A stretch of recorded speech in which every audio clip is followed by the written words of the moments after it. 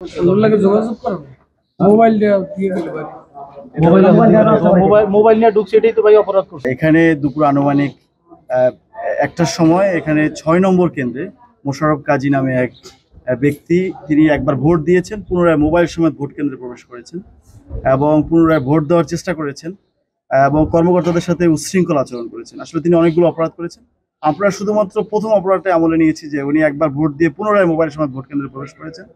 এটা দণ্ডবিধির সংশ্লিষ্ট ধারা অনুসারে তাকে ৬ মাস বিনাশ্রম কারাদণ্ড দেওয়া হচ্ছে। নগদে ৫০০ টাকা বা তার বেশি পেমেন্টে পেতে পারেন ঢাকায় জমিসহ ২০ কোটি টাকার পুরস্কার। এবং আমি বলবো যে আমরা শৃঙ্খলা এবং সুষ্ঠু এবং নিরপেক্ষ ভোটের ব্যাপারে কোনো ধরনের ছাড় দিতে আমরা প্রস্তুত নই।